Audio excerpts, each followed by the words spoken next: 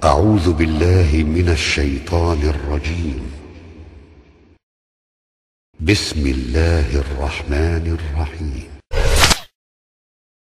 أشرقت نفسي بنور من فؤادي حينما رددت يا رب العباد، وانتشت روحي وصار الدمع يجري، يا إلهي خذ بقلبي للرشاد. أشرقت نفسي بنور من فؤادي. السلام عليكم ورحمة الله وبركاته. Воистину, хвала Аллаху. Его я восхваляю, прошу о помощи и прощении. Я прибегаю к Всевышнему Аллаху от зла наших душ и от наших скверных дел. Того, кого Аллах поведет прямым путем, никто не собьет, а того, кого Он ведет в заблуждение, никто не наставит на прямой путь. Я свидетельствую, что нет божества, кроме одного Аллаха, у которого нет сотоварища, и свидетельствую, что Мухаммад, его раб и посланник. О Аллах, благослови Мухаммада и семейство Мухаммада, как Ты благословил Ибрагима и семейство Ибрагима. Поистине Ты достойный похвалы, славный.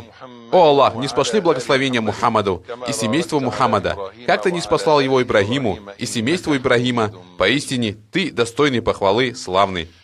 О те, которые уверовали, бойтесь Аллаха должным образом и умирайте, не иначе, как будучи мусульманами. О люди, бойтесь вашего Господа, который сотворил вас из одного человека, сотворил из него пару ему и расселил много мужчин и женщин, произошедших от них обоих. Бойтесь Аллаха, именем которого вы просите друг друга, и бойтесь разрывать родственные связи. Воистину, Аллах наблюдает за вами. О те, которые уверовали, бойтесь Аллаха и говорите правое слово, тогда Он исправит для вас ваши дела и простит вам ваши грехи. А кто повинуется Аллаху и Его посланнику, тот уже достиг великого успеха. А затем, воистину, самое правдивое слово — речь Всевышнего Аллаха, и лучшее руководство — руководство Мухаммада, саллаллаху алейхи вассалям. Худший из дел в религии — нововведение, и каждое нововведение — бид'а, и каждое бид'а — это заблуждение, и каждое заблуждение в огне. Братья и сестры в Аллахе, клянусь Аллахом, который создал людей, и я люблю вас ради Аллаха. Я прошу Всевышнего Аллаха собрать нас посредством этой любви под тенью Его престола в день, когда не будет другой тени, кроме Его тени. О Аллах, сделай все наши дела благими и искренними ради Твоего лика. Дорогие братья, этот вечер освещается двумя лунами. Да, видели ли вы в этой дуне две луны сразу? Для меня они занимают положение слуха и зрения. Они как солнце для этой дуни и благополучие для людей. Эти две луны для меня — Абу Исхак аль-Хуэйни и Абу Ахмад Мухаммад Хассан. Добро пожаловать, уважаемые шейхи. Этот вечер освещается вами обоими, и я надеюсь, что мы переймем от вас свет, который приведет нас к пути, ведущему к Аллаху.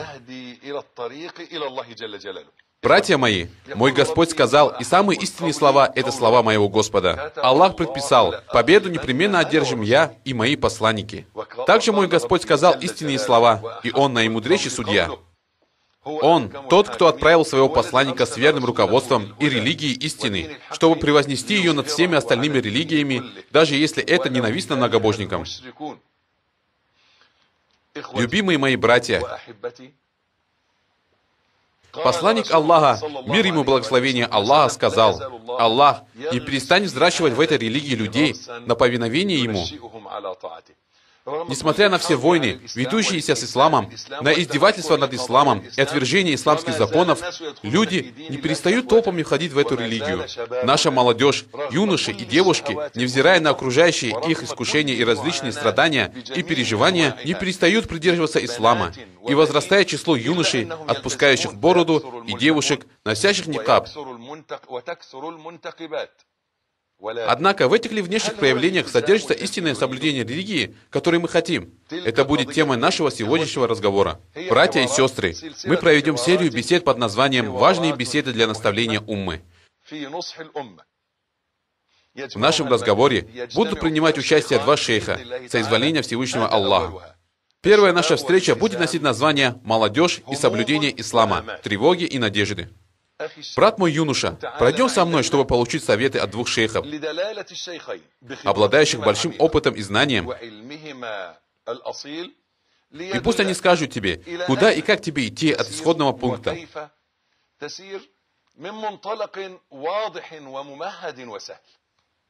Сестра моя в Аллахе, любимый брат, это соблюдение, отрастил ли ты бороду, укоротил ли одежду, оставил ли прегрешение, обратился ли к Аллаху, слушаешь ли шейхов? Это ли то соблюдение религии, которое приведет тебя в рай и посредством которого умма победит? Остается ли твое соблюдение религии формальным, включающим в себя лишь явные проявления? Я обращаю этот вопрос к шейху Абу Исхаку аль-Хувейни. Добро пожаловать, шейх, ты осветил нашу передачу. Пусть Аллах будет тобой доволен. Аминь. Как юноша может соблюдать свою религию, в результате чего он достигнет рая и поможет умме?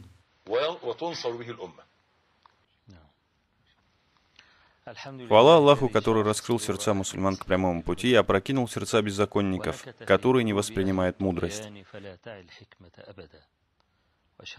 Я свидетельствую, что нет божества, кроме одного Аллаха, у которого нет сотоварища, и единственного, который не брал себе ни супругу, ни сына. И я свидетельствую, что Мухаммад — его раб и посланник. И как же велик он в качестве раба и господина, благороден по сути и происхождению, чист и прекрасен. Да благословит и приветствует Аллах его семью и сподвижников с сегодняшнего дня и до тех пор, пока Аллах не воскресит людей.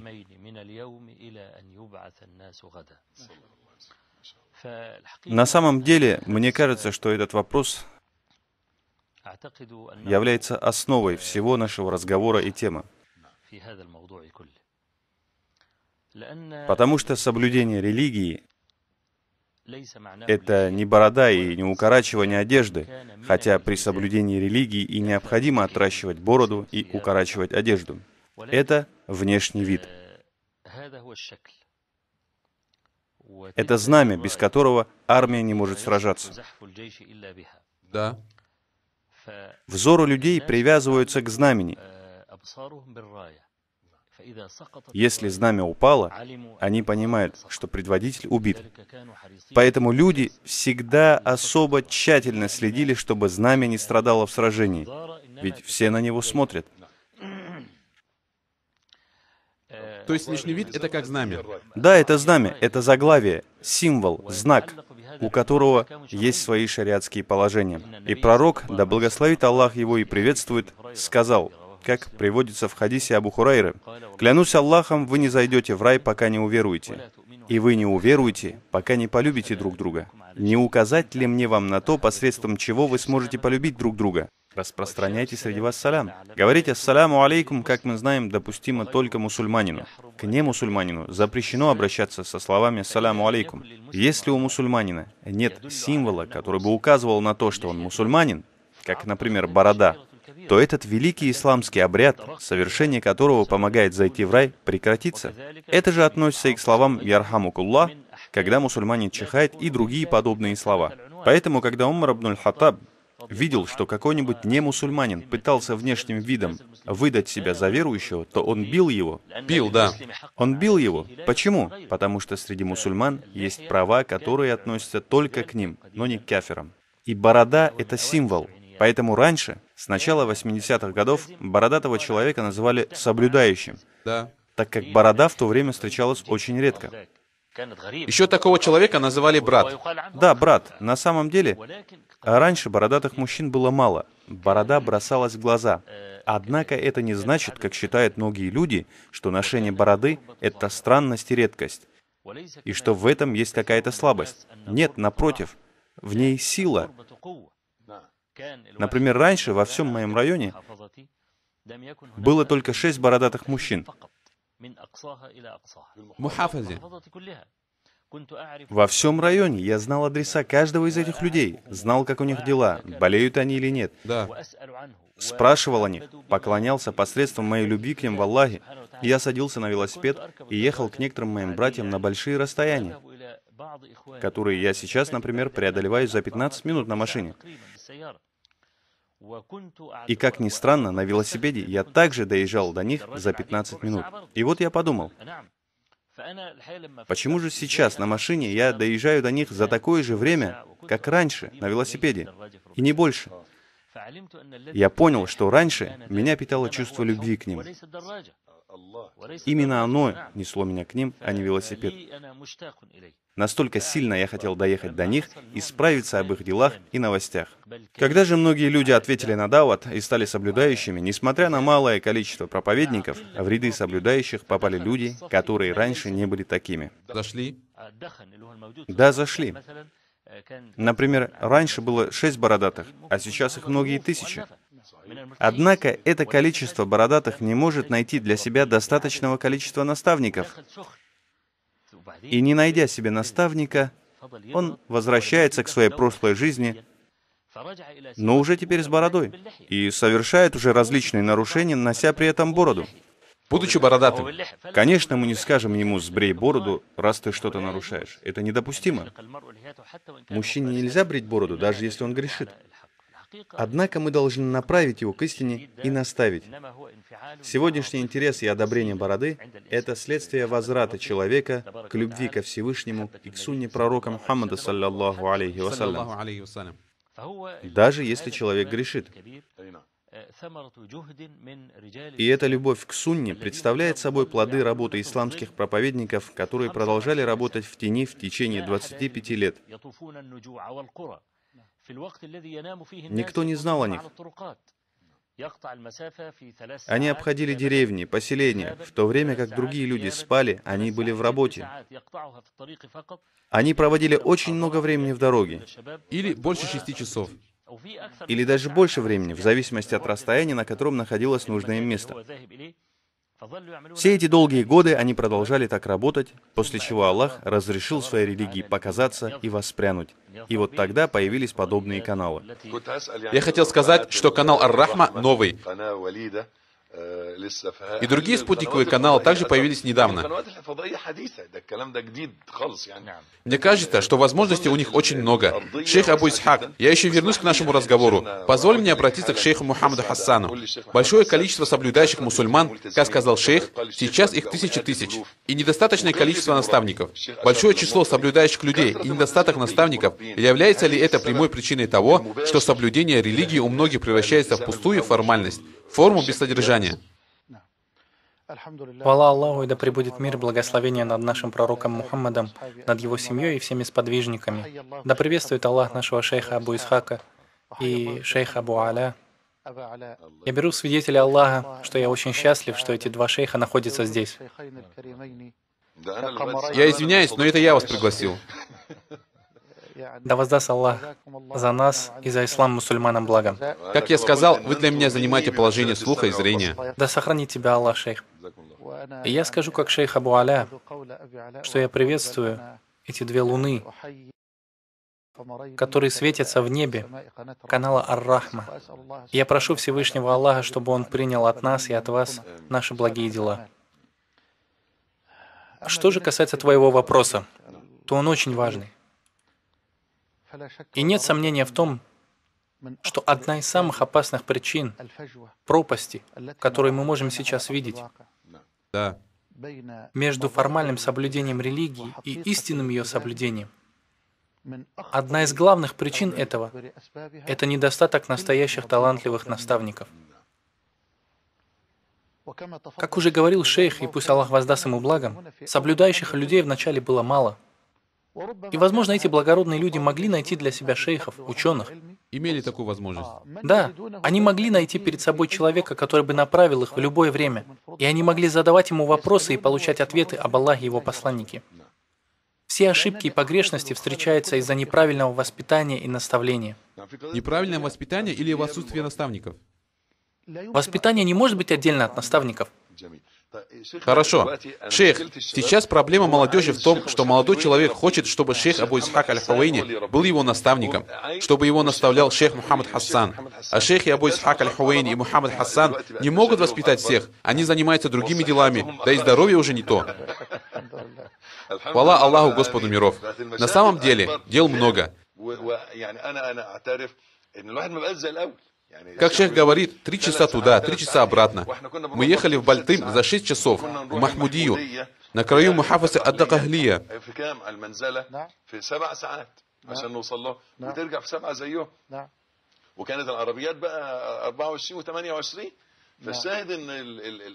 Наставляться у шейха Абу Исхака или Мухаммад Хасана. Он их не находит и в принципе ни у кого не учится.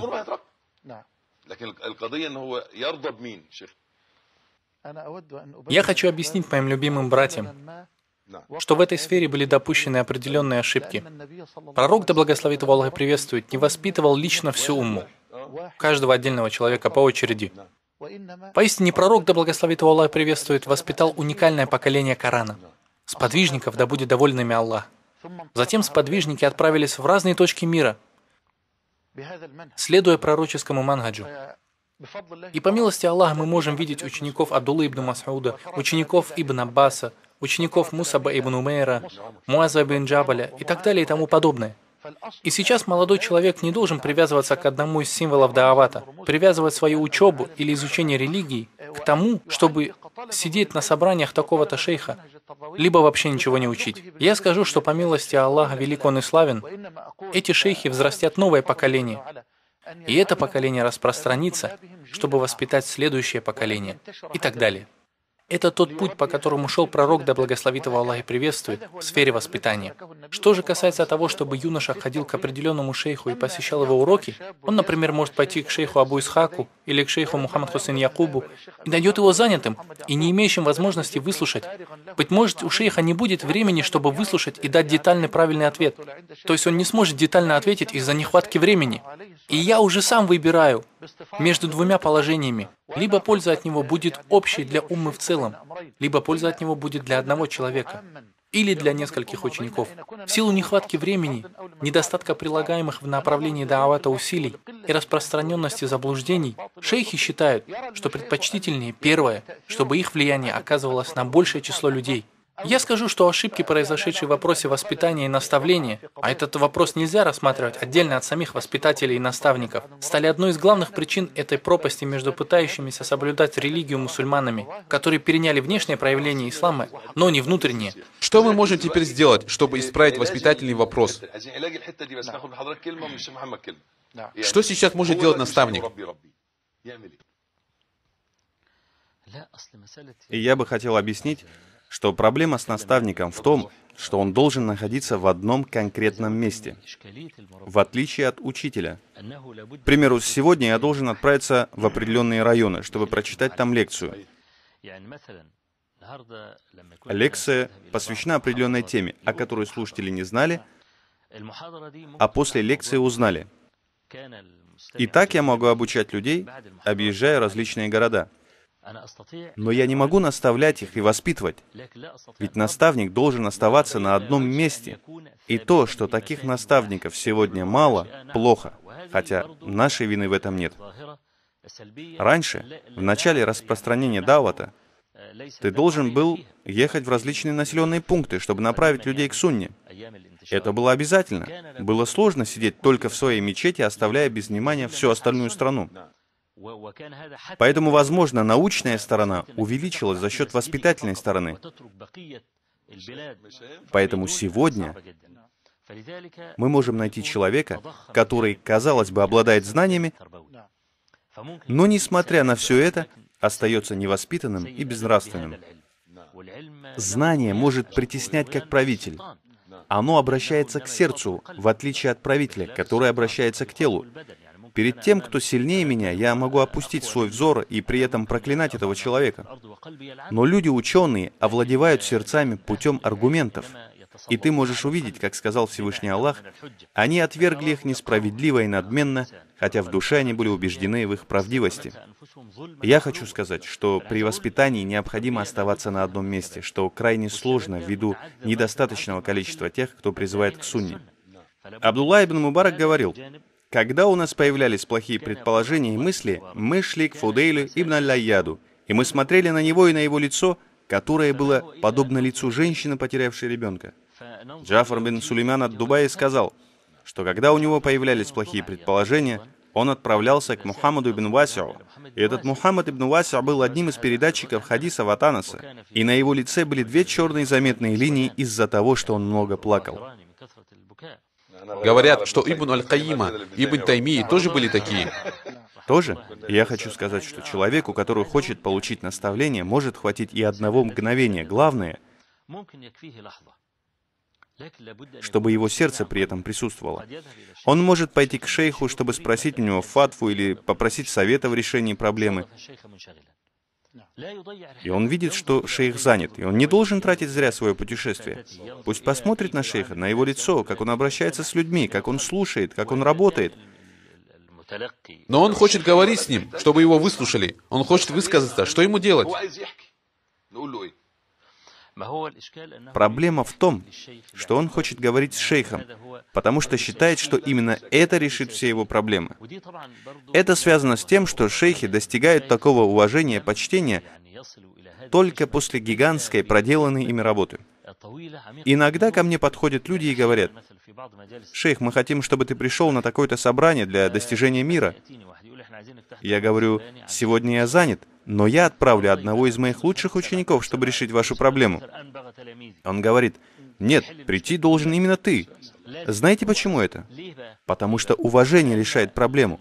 Уважение и почтение, способности, которые были заработаны в прошлом, во время обучения и преподавания, они хотят именно тебя, потому что когда ты скажешь «замолчи», он замолчит. Ты скажешь «это право твоего брата», и он подчинится, согласится. В отличие от молодого человека, которого не будут так слушать. Поэтому хорошо, если молодые люди будут воспитываться в присутствии шейхов, чтобы те передали им часть своего уважения и авторитета.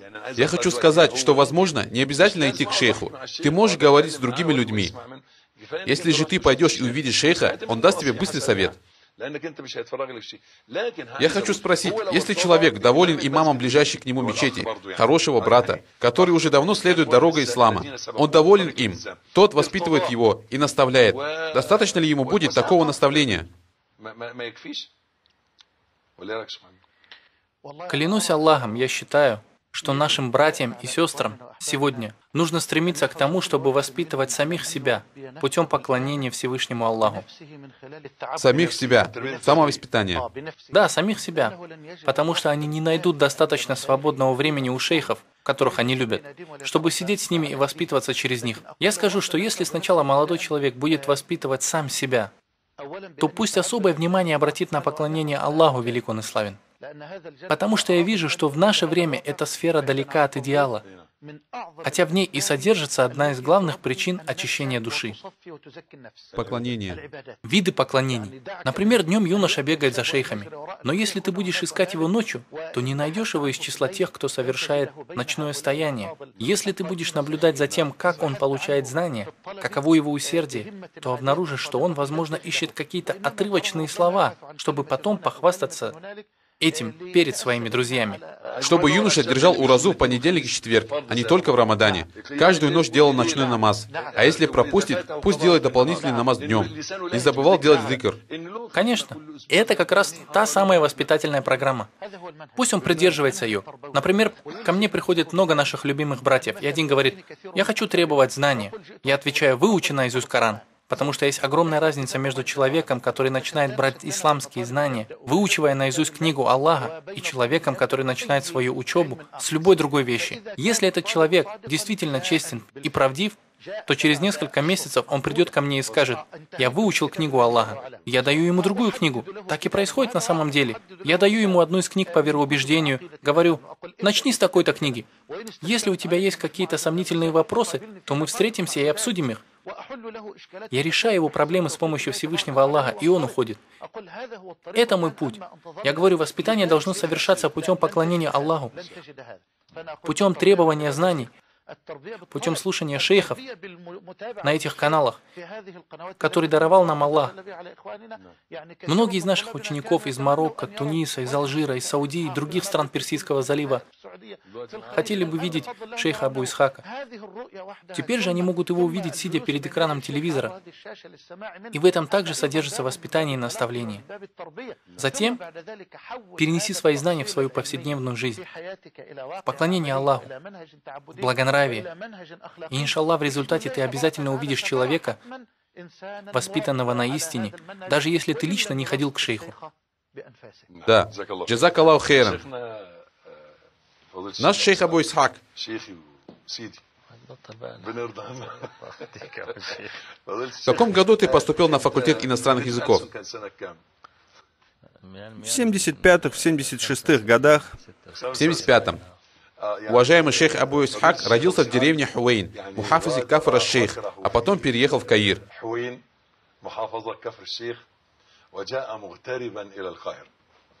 В университете Айн-Шамс есть много фитны. Каирский университет Айн-Шамс в принципе этим известен.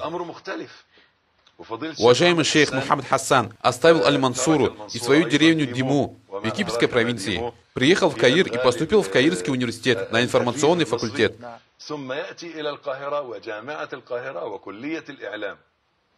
Один из вопросов, которые наши саляфы давали своим шейхам, был: как ты спасся? Я хочу спросить шейха, процитировав имама Ахмада: не удивляйтесь тому, кто погиб и как погиб. Удивляйтесь тому, кто спасся и как он спасся. Итак, шейх Абу Исхак едет в Каир, где никого не знает. Человек приехал из деревни, где не видел, чтобы женщины ходили в штанах и раскрытые.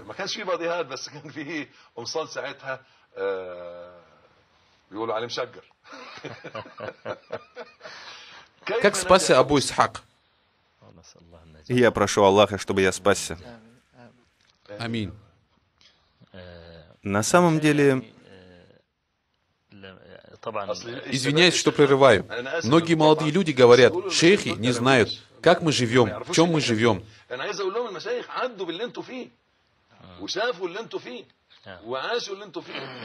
Их-то Господь почтил и спас. Они хотят слышать, что вы сделали. А что касается моей жизни во время учебы на факультете, то, как ты сказал, я приехал из деревни.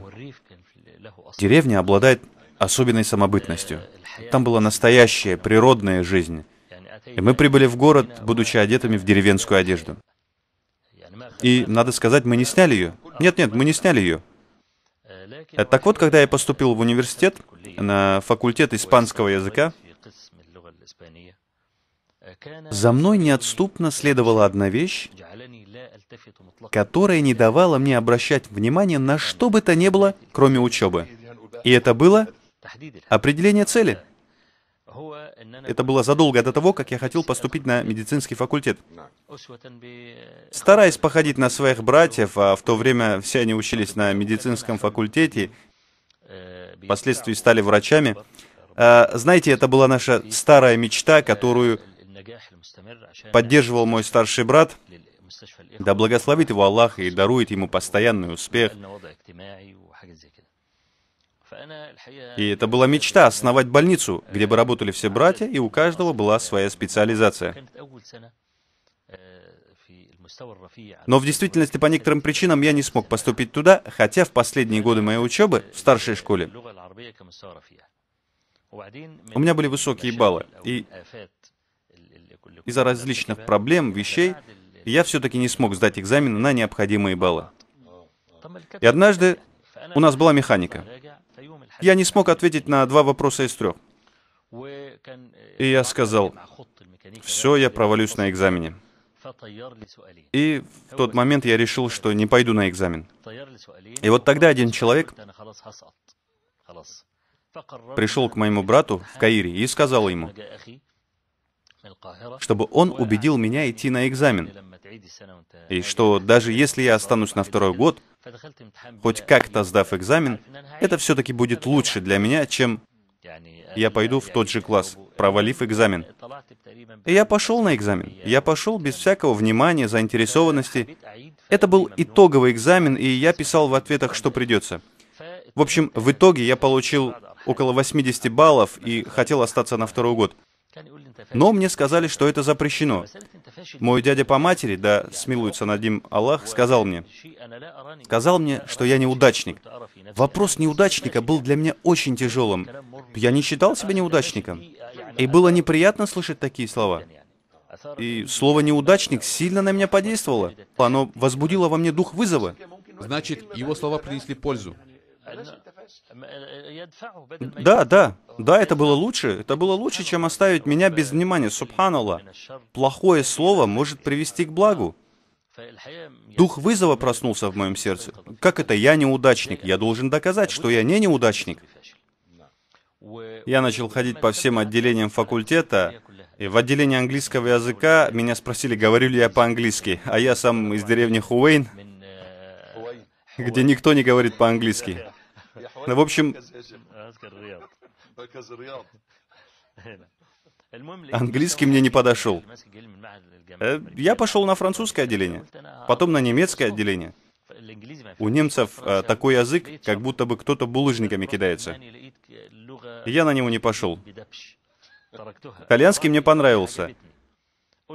И я сказал преподавателю, что сейчас посмотрю испанский, так как он остался последним у меня, а потом я вернусь к вам. И вот так я поступил на отделение испанского языка. И раньше в школе на английском нас учили записывать транскрипцию английских слов арабскими буквами. Например, «бог», мы говорим «бог». И я стал так писать, а никто вокруг не замечал. И однажды ассистент профессора произносил предложение, записывал его, произносил, а я писал его арабскими буквами. И после 1-2 раз я запоминал, как это произносится. А потом он спрашивал, кто будет читать? Все молчат, а я смотрю на свою арабскую транскрипцию и читаю. Такой хороший способ. Да, и меня часто спрашивали, «Маша Аллах, ты что, был в Испании?» Я отвечал «нет». А потом люди стали считать, что я хорошо знаю испанский язык. Я должен сказать, мне понравилось это испанское отделение. Однако родственники сказали мне, «Ты неудачник, сынок, потому что выбрал испанский язык. Почему ты не учишь на английский или французский? Сынок, твой выбор испанского неудачен». Я же изначально выбирал отделение, где у всех равные возможности, и где все учатся с нуля. Я хотел избавиться от комплекса неудачника. Ничто не отвлекало от учебы? Понимаете, в чем дело? Комплекс неудачника был очень болезненным. Словно иголка, которая меня сильно колола. Мы можем извлечь из этого пользу и посоветовать молодым людям, что если им скажут, вы неудачники, они смогут доказать, что все наоборот.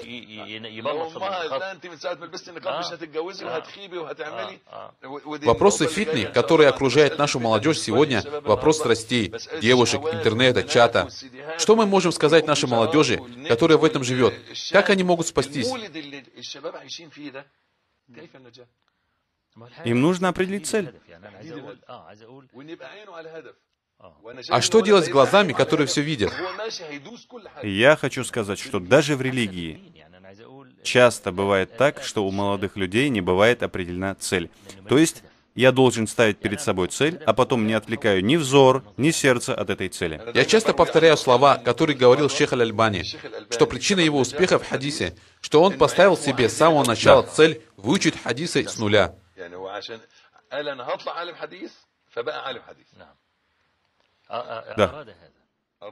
Да, он хотел этого. Он хотел этого. Особенно после того, как отец сказал ему, что хадисами занимаются банкроты, в нем проснулся дух вызова, и он стал заниматься хадисами. Я хочу сказать про твои слова, что когда отец говорит тебе «ты неудачник», то что если у сына есть совесть, сила воли, и он, наоборот, захочет доказать, что он не неудачник, хотя бы сам перед собой, он должен это сделать хотя бы сам перед собой, чтобы не потерять уверенность в себе. Это меня отвлекало во все время моей учебы в университете, и я в упор никого не замечал на факультете. Я вам скажу, я целыми днями сидел в библиотеке для того, чтобы улучшить свое знание испанского языка. Я планировал стать профессором в Академии испанского языка. Серьезно?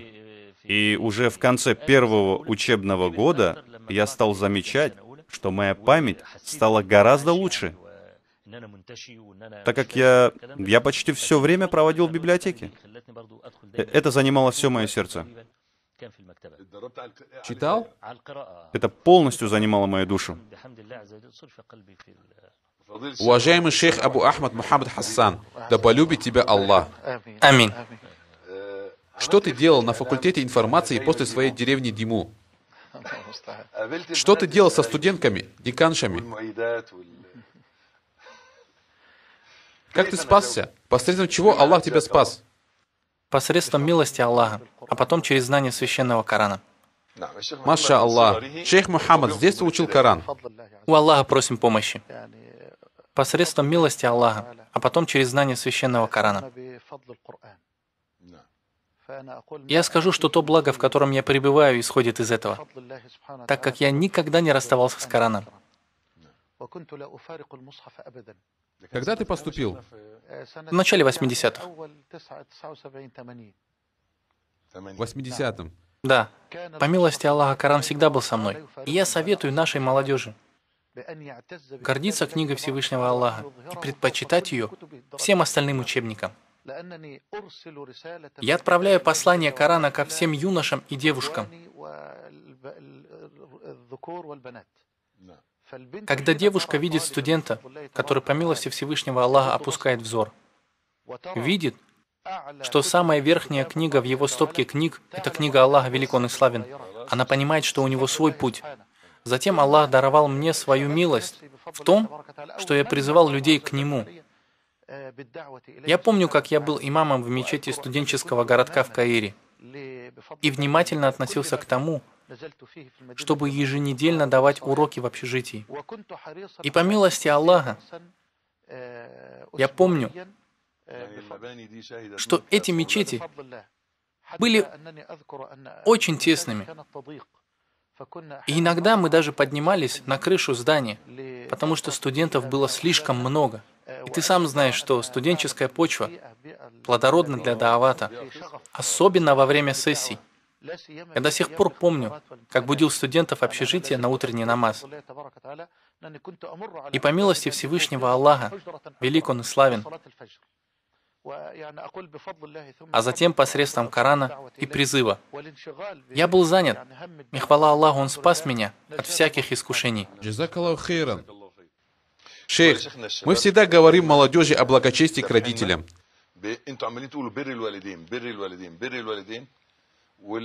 А родители в то же время встают преградой между ними и религией. Не одевай никаб, не ходи в мечеть, не делай это, не делай то.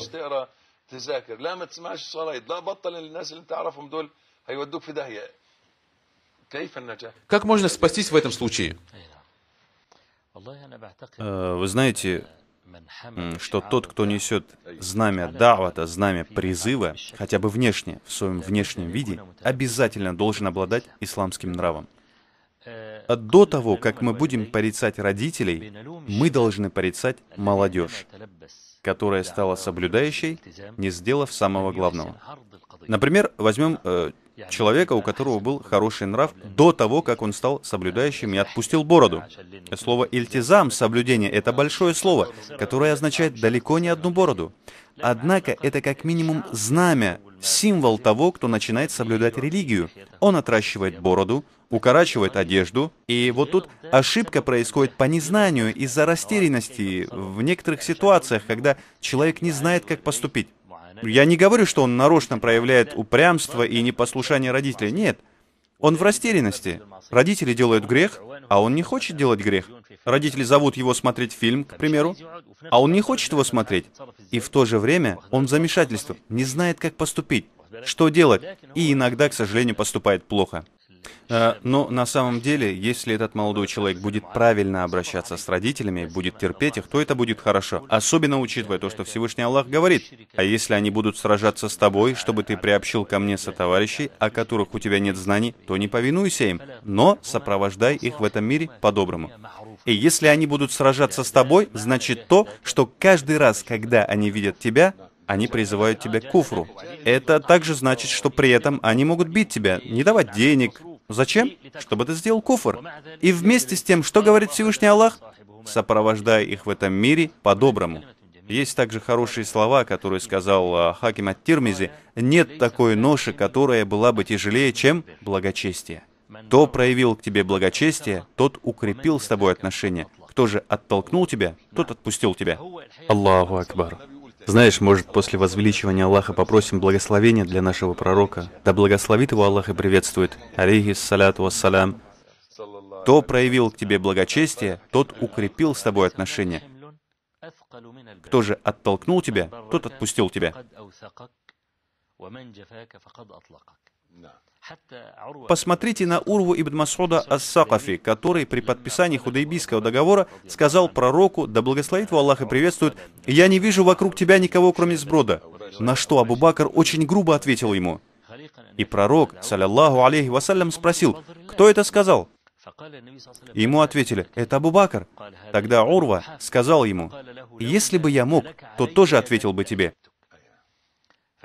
И вот посмотрите, как то благочестие, которое раньше в джахилии Абу Бакр проявлял к Урве, подействовало на него. И в другой передаче Абу Исхака от Аз-Зугри говорится: «Это за то, то есть, если бы ты не обращался со мной хорошо раньше, я бы ответил тебе на твою грубость». На самом деле, как я лично заметил молодежь, вначале, когда я отпустил бороду, раньше это было очень редко, и это смотрелось достаточно странно. Это был примерно 75-й год. И когда я отпустил бороду и стал следовать сунне, моя мать боялась за меня. Мой старший брат не хотел, чтобы я шел в этом направлении по различным причинам. Просто они боялись, что это могло помешать мне достичь определенного уровня в обществе. Особенно если учесть, что раньше бороду отпускали только молодые люди. Вы знаете, тогда один человек сказал мне: «Я смотрю по сторонам и не вижу ни одного почтенного человека с бородой». Почему? Да потому что все уважаемые люди на тот момент, будь то директора или председатели, были бритыми. Они не носили бород. И в то время бороды носила только молодежь, которую содержали их родители. Этому следовали слабые люди. Да, конечно. Тогда на самом деле не было уважаемых людей, занимавших высокие посты или пользовавшихся уважением, влиянием, носящих при этом бороды. И когда я работал в бакалейной лавке, к моей матери постоянно приходили и говорили: «Твой сын подметает, ходит в одежде, испачканной маслом, а такой-то, между прочим, работает ассистентом профессора или ведущим на радио». И тогда моя мать плакала. Конечно, ее плач разрывал мое сердце. Но я находился перед приказом пророка, саллаллаху алейхи вассалям, и никому не позволено говорить что-либо, противоречащее словам пророка, да благословит его Аллах и приветствует. И уже тогда я знал, что надо проявить стойкость. Я знал, что мне будут противостоять, но я должен терпеть. Терпеть. Даже если отец захочет побить тебя обувью, принеси ему эту обувь. Не говори ему «уф». Так говорить нельзя. Я знал многих молодых людей, то есть раньше они были молодыми, а сейчас, конечно же, уже нет.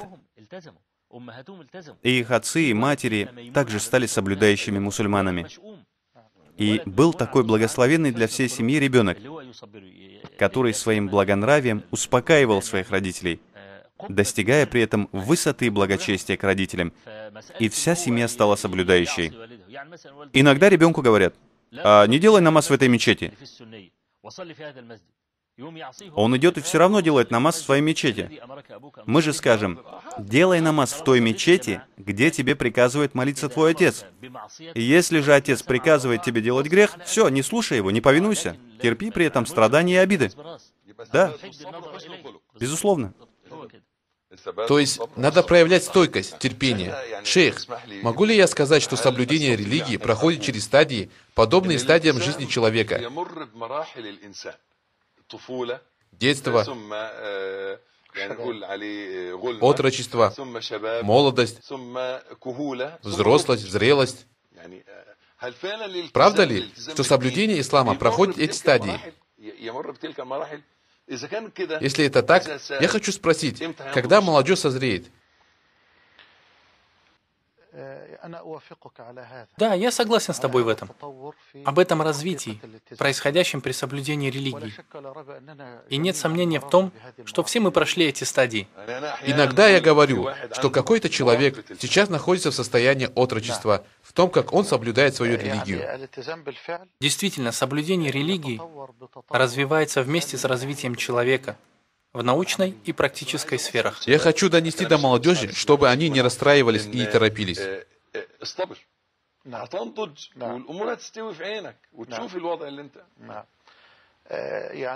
Я скажу так, что все мы прошли эти стадии пыла и энтузиазма в начале нашего соблюдения религии. И, возможно, мы считали, что настоящее соблюдение религии может быть только с приказом к одобряемому и запрещением порицаемого, без всяких правил и норм. Мы так думали, потому что ничего не знали о доводах и правовых нормах. Главное, что я хочу служить своей религии путем своего чрезмерного воодушевления. Этот излишний энтузиазм впутывал нас во многие ошибки, настоящие ошибки, которые явно противоречат шариатским доводам из Корана и Сунны. И я скажу, что по милости Всевышнего Аллаха, сегодняшняя молодежь имеет возможность получать знания. Сейчас можно видеть в прямом эфире больших шейхов. Я иногда говорю, что в свое время были такие шейхи, как Суфьян ат-Таури, и они сожалели о тех, кто уже ушел из жизни. Потом Аллах дал нам шейхов Ибн База, Ибн Усаймина, шейха Аль-Альбани, Ибн Гудаяна, Ибн Джибрина и других больших ученых. И у нас будет другое поколение, которое скажет: где те ученые? Я скажу, что современные шейхи, например, шейх Мухаммад Хассан, это милость от нашего Господа. И прошу Аллаха, чтобы вы принесли большую пользу. Итак, развитие и самосовершенствование человека. Извиняюсь, не знаю, как правильно сформулировать вопрос. Мы можем встретить брата, который скажет: не слушай того, не слушай этого. Должен ли человек слушать одного шейха? Что вы можете сказать по этому поводу? Знаешь, у этого явления есть две причины. И первая причина – это невежество. Вторая причина – причуда и каприз. Да. Что касается невежества, то это связано со знанием. Так как если бы этот человек, который говорит эти слова, узнал о них и об этих поступках с научной точки зрения, узнал бы научные доводы относительно своих слов, то увидел бы, что сильно ошибается. Также, если бы он исследовал сущность своих высказываний изнутри своего сердца, то обнаружил бы, что его желание и прихоть побудили его так говорить. Именно невежество, ля хауля валя куввата илля билля, и есть та причина этого возбуждения, когда он говорит: остерегайся слушать такого-то шейха или ходить к такому-то. Ага, такой-то шейх бидатчик. И, к сожалению, такие люди отбили у многих наших братьев охоту учиться, у достойных людей, по причине этих ложных утверждений и заявлений. Помощь твоему брату, проповеднику, это помощь тебе самому. Конечно. Вот смотри, шейх Мухаммад, да сохранит тебя Аллах. Некоторые наши братья думают, что они одни должны поднимать знамя. И сердце такого человека не потерпит, чтобы в сфере его деятельности были другие достойные люди. Настоящий ученый. Если это так, то это указывает на его низменное желание и прихоть, а также на невежество и отсутствие знаний. Это надо убирать путем знания, беспристрастности и искренности по отношению к Всевышнему Аллаху, путем цели, о которой упоминал шейх. И эта цель – помощь религии. Несение заботы об этой религии. Я, наоборот, чувствую переполняющую меня радость. Клянусь Аллахом, я искренне буду делать дуа Аллаху, если я увижу шейха Якуба или шейха Абу Исхака на экране телевизора, когда ему сопутствует успех и правильность. Я подниму руки и сделаю дуа Аллаху, чтобы он увеличил их правильность и благоразумие. Сфера ислама, я говорю о реальном мире, очень широка, при условии, что все согласовано с Кораном и Сунной. Почему бы мне не сотрудничать с шейхом Абу Аля или шейхом Абу Исхаком? Субханаллах, наша умма в целом сегодня нуждается особенно в беспристрастности. И в этом нуждаются те, кто работает на поприще даавата. Хорошо, шейх.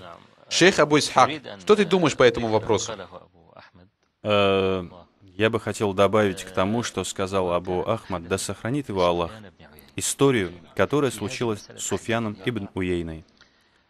Конечно же, положение Суфьяна ибн Уейна известно. Аббас бин Абдулла ат-Таракуфи сказал: «Однажды к нам на наше собрание зашел Суфьян ибн Уейна. И он спросил, есть ли среди вас кто-нибудь из Египта? И мы ответили, да. И он спросил, а что с Алейсом бин Саадом? Они ответили, он умер. Он сказал, есть ли кто-нибудь из Ар-Рамли? Они сказали, да. Он спросил, а что с Дамрой бин Саидом? Они ответили, он умер. Он спросил, есть ли кто-нибудь из Химса? Они ответили, да. Он спросил, а что с Бакой бин Саидом? Они ответили, он умер. Он спросил, а есть ли кто-нибудь из Дамаска? Они ответили, да. Он спросил, а что с Аль-Валидом бин Муслимом? Они ответили, он умер. Он спросил, есть ли кто-нибудь из Кайсарии? Они ответили, да. И Суфьян спросил, а что с Мухаммадом бин Юсуфом Аль-Фирьяби? Они ответили, он умер. И Суфьян долго плакал, а затем сказал, опустились страны, и я руковожу, хотя меня не назначали руководителем. Какое же несчастье управлять одному мне? И посмотрите, он считал несчастьем то, что он остался в одиночестве. Его братья помогали ему в религии. Те, кто отбивает охоту учиться у шейхов и ученых, не знают свою сущность. И я считаю, как сказал шейх Абу Ахмад, что высокомерие и следование своим страстям — это одна из главных причин, которая заставляет шейха говорить «я здесь, а остальные нет». Также, если человек будет один, например, в науке по хадисам, то же самое. К примеру, если передатчик, который передавал хадис, был единственным, кто его передавал, и был заслуживающим доверия человеком, можно сказать, что этот риваят слабый, несмотря на то, что передатчик заслуживает доверия. И если же этот хадис передала группа людей, и даже если они при этом имели плохую память, но их было 5, то очень сложно будет сказать, что хадис слабый.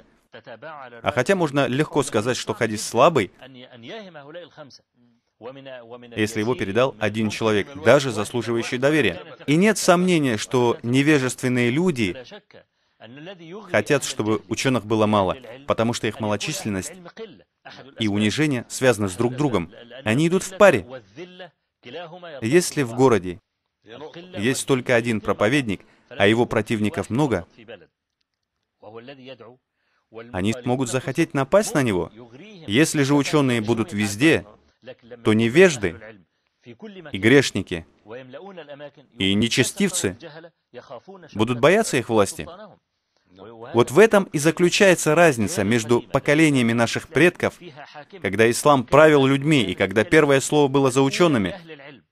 Шу'ба бин Аль-Хаджадж увидел человека, рассказывающего недостоверные хадисы, и сказал ему, либо ты прекратишь, либо я позову султана. Аллаху Акбар. Он бы и пошел к султану, чтобы донести о нем. Он бы пришел и сказал, такой-то рассказывает неправильные хадисы.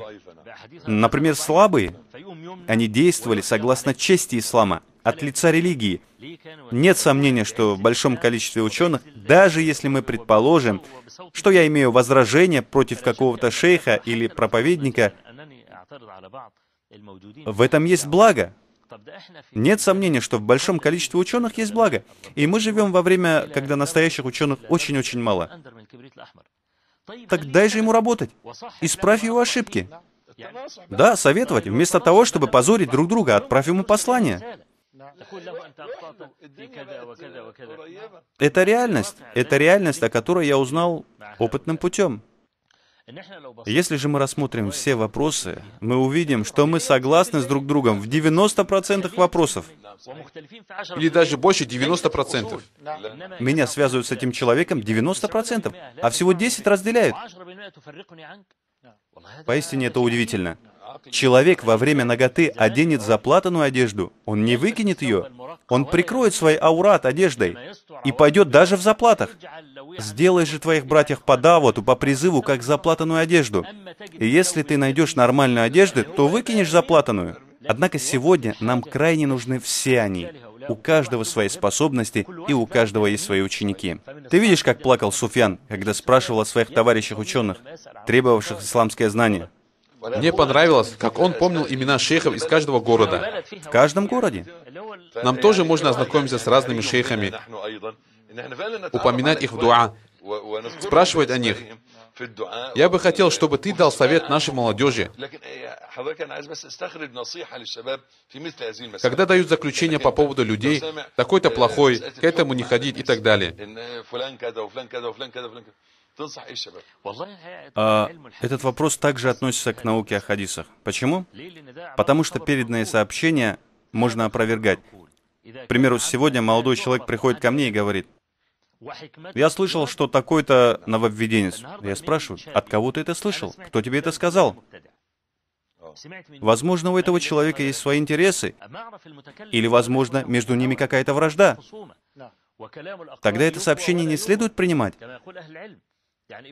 И когда Исхак говорил о Малике, а Малик говорил об Исхаке, ученые не принимали их слова.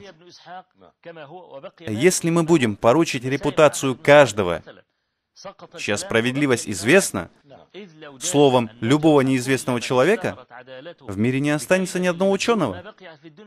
И поэтому Ибн Абдиль-Барр, да помилует его Аллах, сказал: «Того, чья верность и честность в религии стала известна, а справедливость очевидна, не опровергают».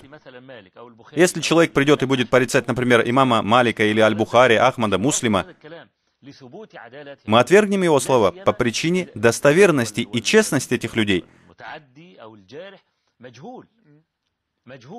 Особенно если тот, кто нападает на них, человек неизвестный.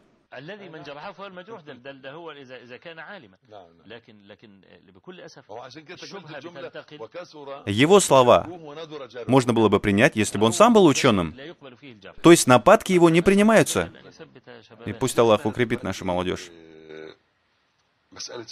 Шейх наш. Вопрос общения, друзей, хорошей среды, в которой возрастает иман. Ее мало.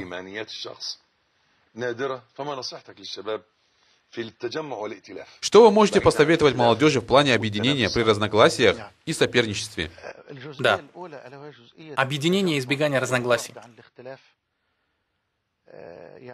Я вспомнил очень ценные слова шейха аль-Ислама ибн Таймии, да помилует его Аллах, который сказал: «Никто не может выдвигать для уммы человека, призывать к нему и оказывать содействие, кроме пророка, да благословит его Аллах и приветствует. Никто не должен выдвигать для уммы слова, призывать к ним, проявлять расположение, кроме слова Аллаха и его посланника, и того, на чем сошлась вся умма». Аш-Шатиби также сказал ценные слова: «Целые народы ошиблись, отказавшись от доводов и начав опираться на мнение людей. По этой причине они отошли от дорогих сподвижников и табиинов и последовали за своими страстями без всякого знания, заблудились и сошли с истинного пути». Шейх аль-Ислам также сказал: «Тот, кто будет фанатично защищать кого-либо из имамов, оставляя других, то это равносильно тому, что он будет защищать одного из сподвижников и порицать остальных, как рафидиты, которые фанатично отнеслись к Али, или как хариджиты, которые поносили Усмана и Али.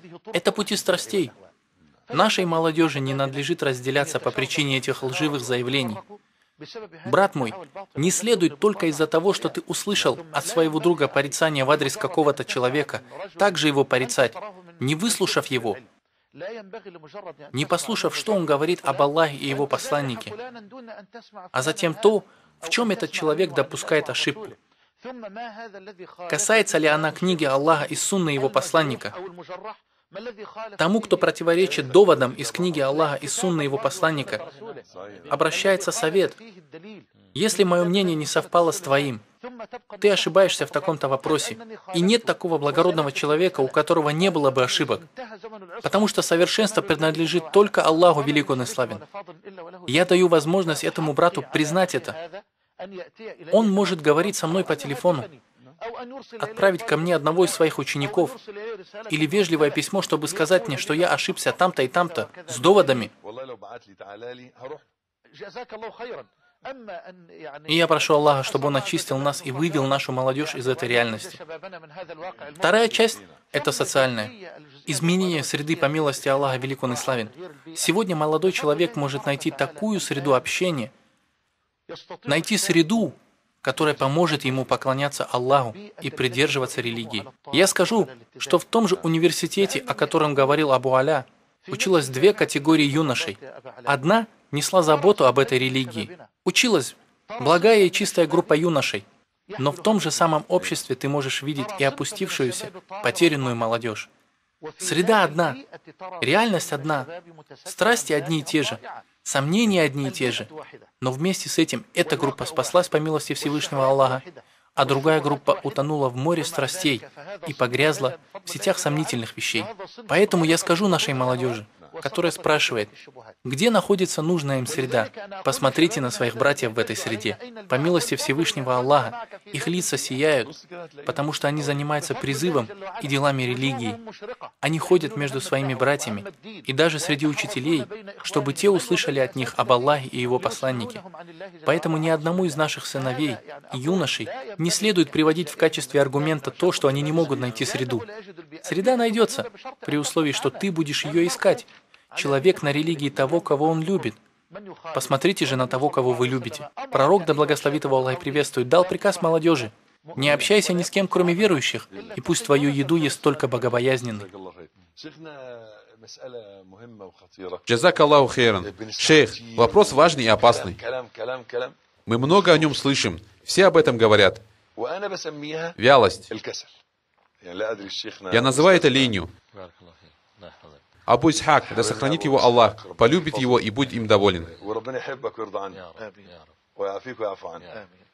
Дарует тебе здоровье и благополучие и простит грехи. Скажи аминь.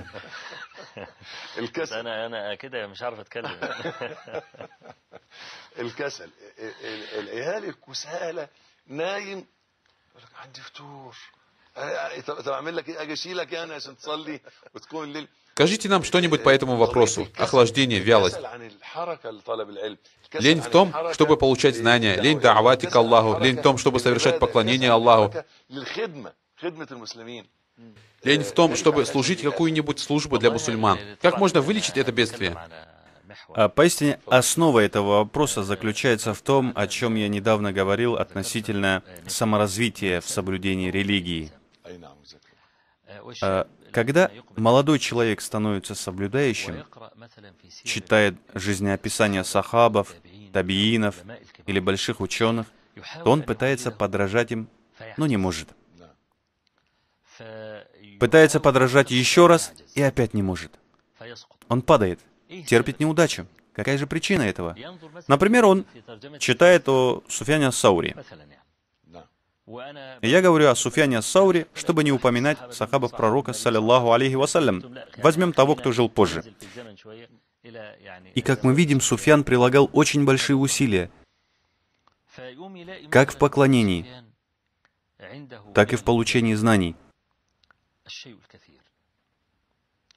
Он был очень усердным. Когда от Суфьяна потребовали, чтобы он был рядом с халифом, он сбежал. Он сбежал, оставив в Куфе своего сына, а сам отправился в Басру, чтобы работать садовником, но только чтобы не быть рядом с халифом. А вместе с тем халиф позвал его, чтобы тот исправлял его и направлял. И когда халифу сказали, это ученик Суфьяна, он кинул в него перстнем и сказал: «Да, это Абу Абдулле, и скажи, чтобы он судил людей по Корану и Сунне».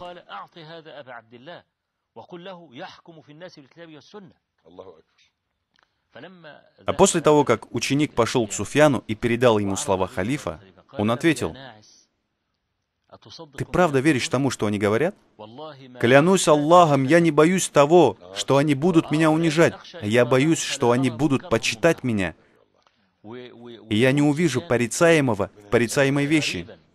Суфьян ас-Саури умер на чужбине. Он убегал от халифа. Он был в комнате Абдурахмана, и с ним был Яхья бин Саид аль-Каттан. Он сказал, когда ко мне зашел Абдул-Азиз, он сказал: «О Абу Абдулла, боишься ли ты своих грехов?» И он поднял соломинку с земли и сказал: «Мои грехи для меня легче, чем это. Я боюсь плохого конца». И затем он прочитал слова Аллаха: «И откроется им от Аллаха то, о чем они даже не предполагали». Господь, даруй нам благой конец. Амин, амин. И вот юноша читает подобные вещи. Я хочу сказать ему, Суфьян был таким уже после того, как он стал Суфьяном. Долгие годы. Долгие годы стараний, усердия, аскетизма, поклонения, богобоязненности. Я всегда смотрю на начало. Молодые же смотрят всегда на конечный результат. Он хочет подражать ему, но у него нет той жизненной силы, выносливости, решимости. Он проявляет небрежность, даже в обязательных делах. И я хочу сказать ему, как сказал пророк, саллиллаху алейхи вассалям, когда увидел веревку, привязанную между двумя столбами, он спросил, чья это веревка? Ему сказали, это веревка Зейнаб. Он спросил, что делает с ней Зейнаб? Ему сказали, когда она устает совершать ночную молитву, то держится за эту веревку, чтобы продолжить ночной намаз. Он сказал, отвяжите ее. Воистину Аллах не испытывает скуку, пока тебе не станет скучно. И сегодня наш призыв к молодежи призывает их к тому, чтобы они стали поклоняющимися аскетами. Я хотел бы сказать об истории госпожи Зейнаб, ради Аллаху анха. Как ты смотришь на себя в свете этой истории? Человек уже не может выстаивать намаз и ложиться на веревку. Мы скажем молодым людям, молитесь с энтузиазмом, пока не наступает вялость и ослабление. Но не надо спать с самого начала. Фарды нормально не делает. Правильно, правильно. Поэтому я говорю, что одна из причин этой вялости и расслабленности сегодняшней молодежи, что когда молодой человек смотрит на высокое положение других, а сам не имеет способностей, не имеет старательности. Я хочу сказать, что говорю эти слова. Нет, цитата. 20 лет. Про то, как человек выстаивал Кияму Лейль 20 лет? Я бился над выстаиванием ночного намаза 20 лет, а потом наслаждался им 20 лет. Я это помню. Я бился над выстаиванием ночного намаза 20 лет, а потом наслаждался им 20 лет. Я хочу сказать, что говорю обо всем этом, потому что некоторые молодые люди рассказывают мне, как они читают о таких людях. И как сказал Абу Ханифа, да будет доволен им Аллах, жизнеописание людей любимее мне, чем много из фикха, исламского права. Почему? Потому что в историях заключается воспитание. Когда человек читает об ученых, он читает о периоде их жизни, когда они уже стали учеными и получили большую известность. И он хочет добиться того же. Я же говорю ему, вернись, отойди чуть-чуть назад. Это касается соблюдения религии? Изначально, когда мы ему говорим «отойди назад», мы считаем, что развитие соблюдения религии проходит 10 стадий. Хорошо? Он сейчас достиг высокого уровня и очень занят. При этом были другие уровни, которые он не прошел, потерял. Я же скажу ему «вернись назад», но не уходи из соблюдения религии. Я скажу ему «поднимись на первую ступень соблюдения религии». Начни все делать постепенно. Например, делай 2 раката до фаджр намаза, потом делай 4 и так далее. Пусть обращает внимание на количество ракатов и прекращает чтение, если ему надоело. 11, пусть читает в них столько, сколько может. И если видит, что может еще, пусть делает намаз подольше. Однако, как же делают некоторые люди? Сначала много-много-много молятся, потом это им надоедает, и они вовсе прекращают делать ночной намаз. Я же скажу ему, соблюдай число ракатов 11. 11 ракатов. И в каждом ракате читай. Если тебе стало скучно, читай по 2 аята. Если же чувствуешь, что есть желание читать дольше, то читай дольше. Джазак Аллаху хейран, шейх. Время поджимает. Мы приближаемся к концу передачи.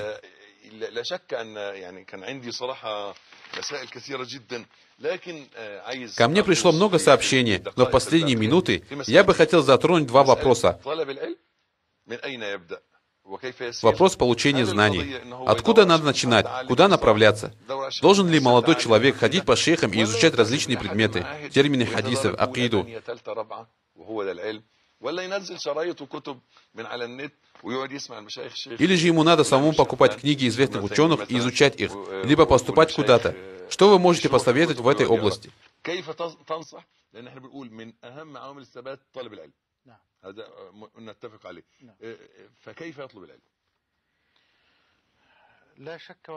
Нет сомнения, что вначале человек должен познать достоинство того, что он изучает, чтобы у него была энергия и старательность, сообразная с достоинством изучаемого шариатского знания об Аллахе и его посланнике. На это есть много доводов в сунне пророка, да благословит его Аллах и приветствует. Аш-Шатаби, да помилует его Аллах, сказал: «Следуйте разными дорогами к получению шариатского знания. Первая дорога, чтобы студент сидел рядом с шейхом или учителем».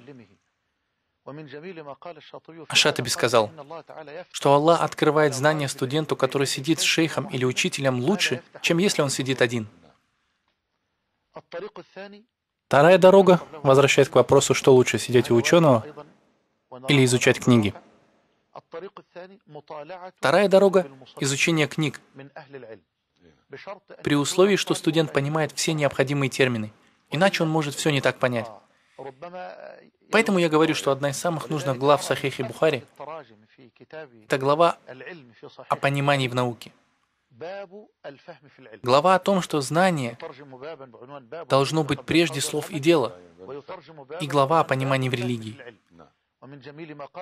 Ибн Аль-Каим, да помилует его Аллах, сказал, что плохое понимание Аллаха и его посланника основано на введении заблуждений, которые возникли в исламе давно и недавно. Он сказал, что мурджииты, хариджиты, рафидиты и другие секты попали в нововведение и ересь только по причине неправильного понимания Аллаха и его посланника. Поэтому студент должен понимать термины ученых. Аш-Шатаби сказал в своей интересной книге «Аль-Муваффакат»: «Раньше знание было в сердцах людей, затем переместилось в книги, и ключи к ним оказались в руках людей. Я вижу удивительный баракат в том, чтобы сидеть перед ученым. Тому же, кто не может сидеть с шейхами лицом к лицу, Аллах даровал эти каналы, эти чистые спутниковые каналы, на которых можно услышать только об Аллахе и его посланнике. И взор, смотрящего эти каналы, будет падать только на то, чем доволен Всевышний Аллах. Это относится к милостям Всевышнего Аллаха в наш век, когда много фитны и мало ученых и наставников. Теперь студент может учиться. И я не говорю это для того, чтобы сделать рекламу каналу Ар-Рахма, а чтобы студент сел и нашел полный шариатский научный манхадж во всех шариатских науках на подобных каналах. Он может найти полный манхадж по акиде, в тафсире, в жизни описании пророка, да благословит его Аллах приветствует, в языке, в хадисе, в терминологии хадисов, в основах фикха. Это огромная милость Аллаха. Поэтому я скажу, студент не сможет оправдаться после того, как Аллах, велик Он и славен, подготовил для нас эту милость. Эти уроки он может послушать, не выходя из дома. Ему нужно будет только обновить намерение, исправить цель и сесть полным энергии и воодушевления перед талантливым ученым с бумагой и ручкой и постоянно посещать собрания одного из шейхов, чтобы получить соизволение Всевышнего Аллаха великое благо. Так как по достоинству решительных людей приходит решимость, и по достоинству благородных людей приходят заслуги и так далее. Шейх наш, как человек должен получать шариатские знания в наше время? Есть стихотворение на эту тему, в котором говорится: «Брат мой, ты не достигнешь знания, кроме как с 6 вещами. И я расскажу тебе о них подробно. Ум, горячее желание, прилежание, достаточность, общение с учителем и долгая жизнь». У кого есть эти 6 качеств, может добиться очень многого. Однако я считаю, что поступление в университеты, в этом содержится принуждение студента к постоянной учебе. И это ему может наскучить. Если он будет учить все постепенно. Да, это будет лучше. Если он будет учить все постепенно. Да, это будет лучше. Без сомнения. И в этой связи я скажу, что поступление в научные университеты, институты, учреждения — это одна из причин ослабления энергии пыла у студента. Студент, который знает, что он хочет, не нуждается в институтах. Почему? У него есть четко сформированная цель, и он идет к тому, что он хочет. А если он поступит в научный институт и возьмет основы акиды, тафсира и так далее, то если он будет старательным, и Аллах откроет ему, потом он сможет сам идти в библиотеку и учиться. Потому что каким бы ни был учитель, и каким бы он ни был хорошим, он не сделает из студента ученого, если сам студент не будет изучать книги. Исследования относительно знаний и их получения, на самом деле, эта тема очень длинная, и, возможно, иншаллах, быть может, мы затронем ее когда-нибудь в другой раз. В следующий понедельник. Шейх Абу Исхак, мы договорились встретиться в понедельник на канале Аль-Хикма. Мы встретимся, иншаллах, в следующей серии из цикла передач под названием «Важные беседы для наставления уммы». زي النهارده باذن الله تعالى على قناه الحكمه يكون مثل هذا المجلس في الحلقات التي سميناها حوارات مهمه لنصيحه الامه وان شاء الله نستكمل. И тогда, инша Аллах, закончим наш разговор и поговорим о мечтах и желаниях нашей молодежи, которые превышают их настоящие возможности, будь то в их религиозной жизни или ежедневной.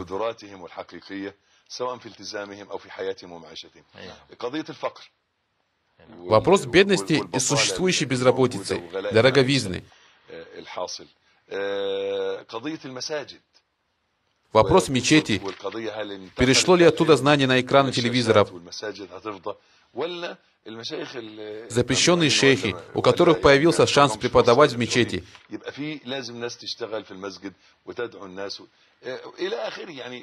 Есть много других вопросов. Нрав и благонравие при соблюдении ислама. Не торопись перечислять все эти вопросы. Хорошо, потом, иншаллах. Время на исходе, и мы встретимся, иншаллах, на следующей неделе в благе и благословении на родной сестре канала Ар-Рахма, канале Аль-Хикма. Благодарю тебя, шейх Абу Исхак. Джазак Аллаху хейран, барак Аллаху фик. Пусть Аллах дарует пользу посредством тебя. Пусть Аллах простит нам и тебе грехи и смилуется над нами. Я прошу Аллаха, чтобы умма получила от вас пользу, чтобы религия получила от вас помощь, чтобы Он даровал вам искренность и благую кончину, ввел нас в рай без расчета и наказания. Джазак Аллаху хайран. Аминь. Дорогие зрители, я прощаюсь с вами. Вассаляму алейкум ва рахматуллахи ва баракату.